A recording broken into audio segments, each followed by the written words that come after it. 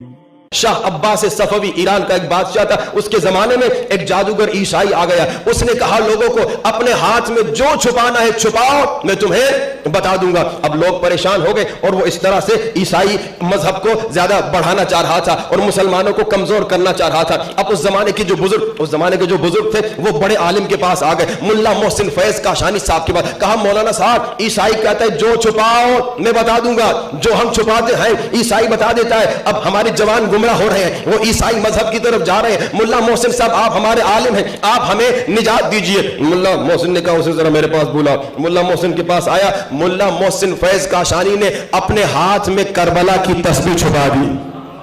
ملا محسن فیض کاشانی نے اپنے ہاتھوں میں کربلا کی تسبیح چھپا دی، کہا بتاؤ میرے ہاتھوں میں کیا چھپا ہوا ہے، میں نے ہاتھوں میں کیا چھپایا ہے؟ تو بس عیسائی دیکھتا ہے، کہنا چاہتا ہے مگر کہہ کچھ نہیں سکتا، بولنا چاہتا ہے مگر بولنے کی طاقت نہیں آ رہی۔ ملا محسن فیض کاشانی نے کہا بھائی پریشان کیوں ہو، بتاؤ نا میں نے کیا چھپایا ہے؟ کہتا ہے میں چھپانے کی بات بتانا چاہ رہا ہوں مگر کنفیوز ہو رہا ہوں کہ تم نے کیا چھپایا ہے۔ کہا کیوں کنفیوز ہو رہے ہو؟ کہا کنفیوز اس لیے ہو رہا ہوں کہ مجھے تمہارے ہاتھوں میں جنت کا ٹکڑا نظر آ رہا ہے، میں پریشان ہو رہا ہوں کہ بتاؤں تو کیسے بتاؤں، جنت کا ٹکڑا ہاتھوں میں کیسے چھپ سکتا ہے؟ ملا محسن فیض کاشانی نے اپنا ہاتھ کھولا، کہا یہ کربلا کی تسبیح ہے، یہ میرے مولا حسین کے خاک کے شفا کی تسبیح ہے۔ بس اتنا سننا تھا، یہ عیسائی یہ کہتا ہوا مسلمان ہوتا ہے، کہتا ہے اے ملا محسن فیض کاشانی